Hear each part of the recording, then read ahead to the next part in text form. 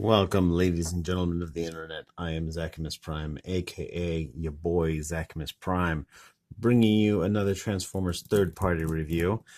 This review today is brought to you by titanonetoys. titanonetoys is awesome. They do fantastic stuff. Ask anybody who has dealt with them in the past; they will tell you that they are the best. The figures we're reviewing today is going to be the Ocular Max, Riot, and Furor. And they are the cassettes, Frenzy, Rumble, Frenzy, Frumble, Renzi, whatever you want to call them. I don't even know. I'm not even going to get into this, though I will point out. That Furor has a name that starts with an F, and Riot has a name that starts with an R. And there are other cassette bots whose name starts with an F and an R. So we know how Mastermind Creations feels on this matter. But, that's neither here nor there or whatever. Just buy them as a set and call them whatever the hell you want. But they are the little cassette bots. And they're really, really, really nice. Really nice. I like the red and black. Purple and blue looks good too, but I really like the red and black. It looks nice, like really, really nice. And they are really, really nice figures. As with the other the remix series, like they're really, really, really good. Well engineered, well detailed, good transformation. I am continuing to be impressed with this line of little cassette bots. Hopefully we continue to get all the rest of them. Even the I'd really like to see some of the Japanese exclusive cassette bots. Like what's his name? Overkill, the T-Rex guy. And it'd be great to see the combiners. I happen to have a soft spot for the combiners. Oh, what was his name? There's Squawk Box and Beast. I don't know, but the tank and the jet one, those ones were actually my favorite. Those are my favorite cassette bots, and I know that KFC, Keith's Fantasy Toys, made a set of them, but they were mediocre at best, as pretty much everything KFC made at that time, and actually, to be honest, a lot of things that they make now. Anyhow, each of these figures comes with the same accessories. They come with a little stand here, which I'll show off in just a second. They each come with an alternate face. They come pre-installed with this face, which let's see if I can get some contrast in here, because his face is all white and it's kind of there. We'll throw some contrast in there by changing the lighting. He's got this like funny little smirk, which I guess is because he's happy to be wrecking shit. I don't know. But each of them comes with an alternate head that has more of a somber look to it, So your choice. It's just a little expression, but it is noticeable. One of them looks considerably happier than the other one. Maybe this guy takes, I don't know, Xanax or Seroquel or whatever one of those antidepressant drugs are. I don't know. But the other thing that they come with that works in conjunction with this is they each come with a pile of pile drivers. And they take a button battery in here. You push this little button here. And it's motorized. It's got some sort of a little linear motor in there, or maybe a reciprocal motor. I'm not sure. I haven't actually taken it apart to figure it out. But what you do with them is you take your dude here, stick his arms up like so, close his hand and retract it in for the other side as well.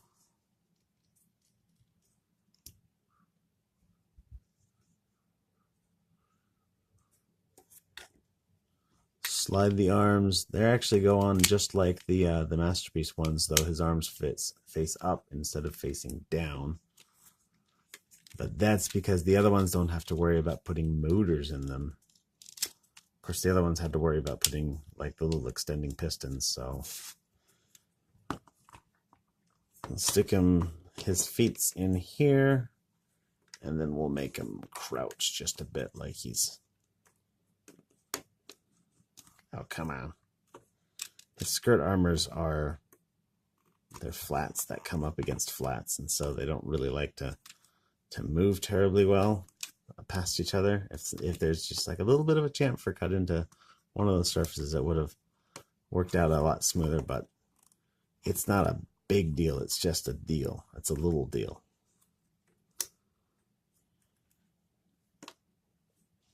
Get him into position, put his head up, and then just go like this.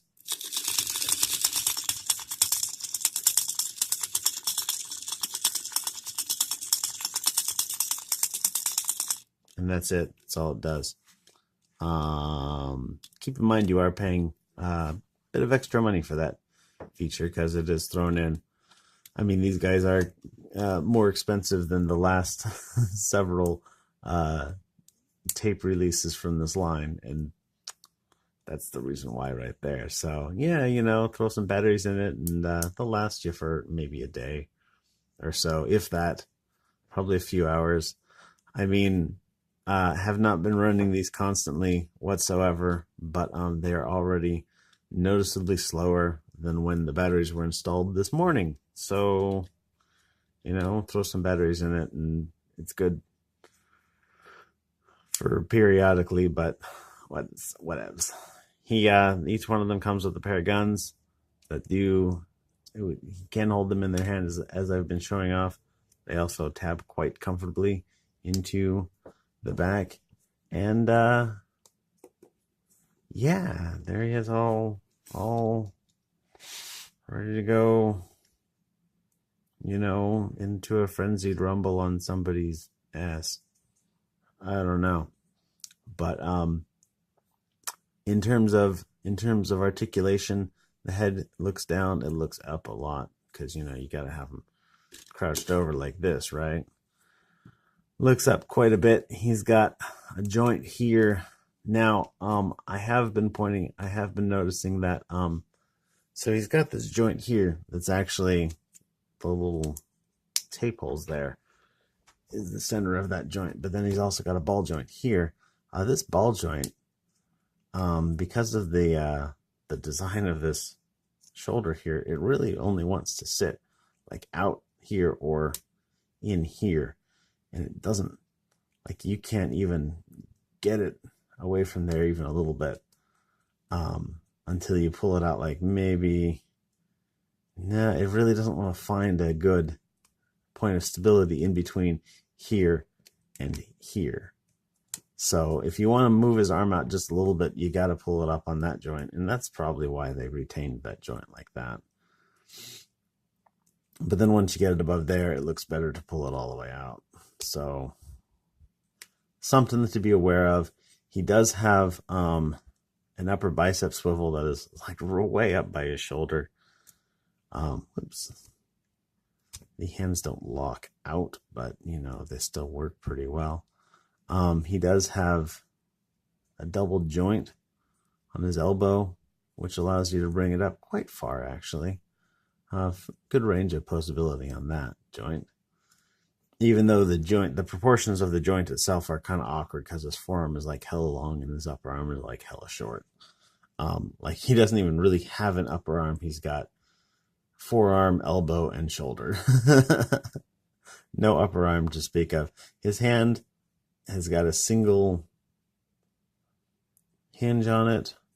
And if you try to push it in, you're basically going to push his hand in. So keep that in mind. The hand doesn't really lock out, but you know, it's no real biggie. It's not a biggie. It's just a smallie. He does have a real deep, ab crunch. So if you want to do like sit-ups or whatnot, you know, this is your man right here. He'll do sit-ups all freaking day long. Hip skirts will go out, move forward, allow you to move his leg all the way forward, all the way back. He's got the full Van Damme. That's a 100% Van Damme. That's a textbook Van Damme right there. You could use that as a straight edge. Just run a pencil across his crotch and, you know, draw a straight line somewhere. As I was saying, this surface down here is flat on the bottom, and this surface here is flat on the top. And so, like, that fits in very flush. But it also means that that when you move this up, like, it's gonna interact with that right away. So you gotta kind of like move the skirt out of the way before you're gonna move his leg up. Otherwise, might cause a little bit of posability conflicts for you. Knee moves just a smidge under 90 degrees. We'll call it like 88 degrees. Yeah.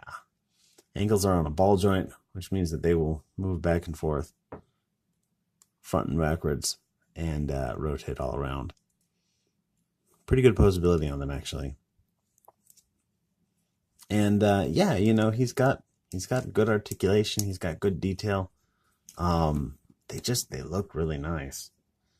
You know, just these little cassette guys. They do turn into like a normal sized cassette size, as all these other tape guys in this line. So they're not technically like masterpiece scale.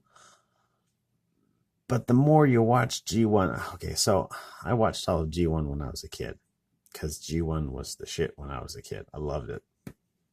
But then as I grew up, I kind of fell out of favor with G1, but lately, whenever I go over to Titan One's place of business, more often than not on his TV he's got there, he's running the Generation 1 show, because it's still a good show and some of the episodes are still pretty good. Not all of it has aged very well. Carbomia, anyone? Yeah. But the depending on which shot and which episode and which scene, these are actually what you would consider to be masterpiece scale. Like, and you stand them up next to a masterpiece Soundwave, and it's actually, there's shots in the show that look disturbingly close to this scale. So, you know, whatever. G1 scale is, you know, people nitpick about G1 scale, but I don't think anybody who nitpicks about G1 scale, I don't think they realize like how messed up that scale was almost all of the time. So I don't know, make a big deal out of a tiny deal if you really want to. It's like making a big deal out of what to call these guys, even though there is a very clear paper trail saying what their actual names are that not everybody followed, but who am I to judge?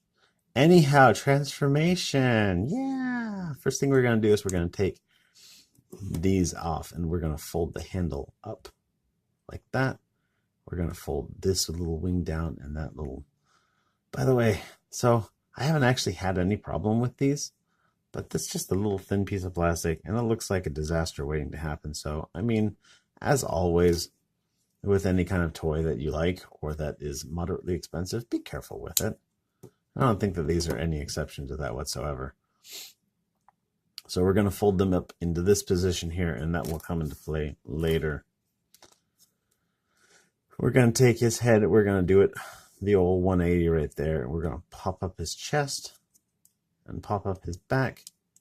This is going to kind of sandwich his head in eventually. We're also going to, nice little space there, by the way, for a you know, faction symbol of your choice, non-copyright, whatever, something thingamajig. We're going to also fold up the front and the back of his torso, get those all squared up. Next thing we're going to do is we're going to retract his fist. This is going to fold in on itself, whole tab, bam, like so. And then this guy here is just going to kind of fold up like this, like so, and fold up like so, and just kind of, this part here, you can see this recess in here is going to fit inside what was the back of his arm, like that. And then you see this little divot right here. Well, that is where the handle goes. So this is just going to slide right into there and just kind of slide it in. Oh, come on. You slid so nicely before. Like that. Ta-da! Do the other one just like it. Move this up. Fold that in. Put this in like so. Close this all up. Slide that in there.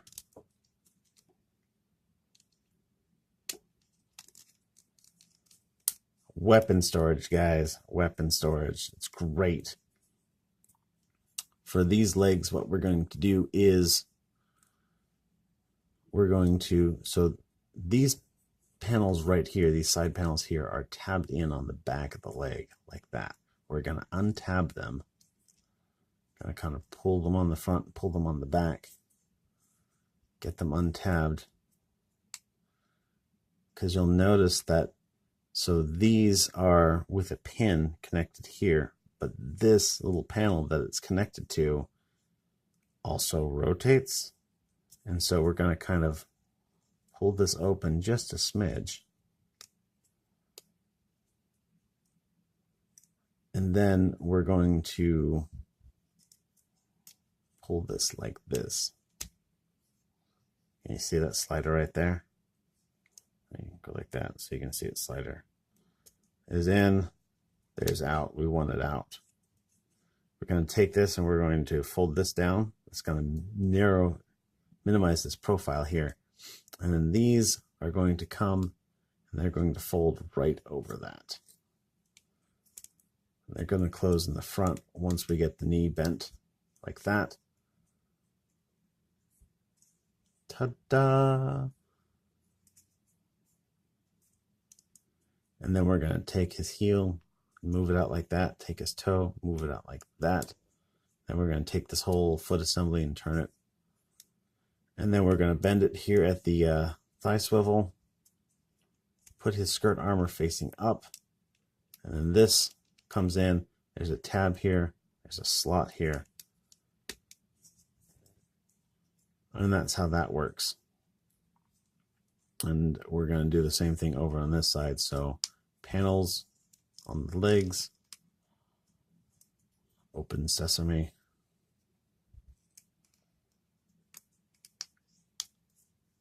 We're going to pull this out.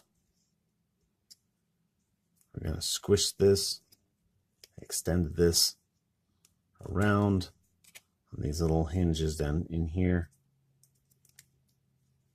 Bend the knee. That'll allow it all to sit flush. We're going to rotate this, put this up like so, put this in like so, rotate it there, flip the skirt armor up, bring that up, tab it in here.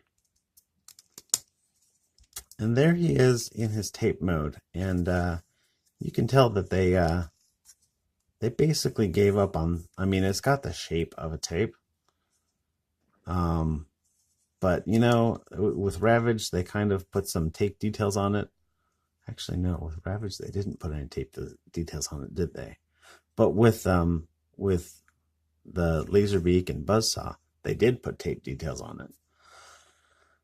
But they basically gave up with these. And you know, to be honest, I'm kind of a little bit disappointed, because this is the underside of a panel. This is the underside of a panel. This gets covered up completely. This gets covered up completely. This this part of the arm gets covered up by this panel here. Like, I mean, all this, so much of this surface gets covered up. Or like these ones, like this is the back of the arms here, you know. So much of it gets covered up or just doesn't get seen at all that it would have been really easy.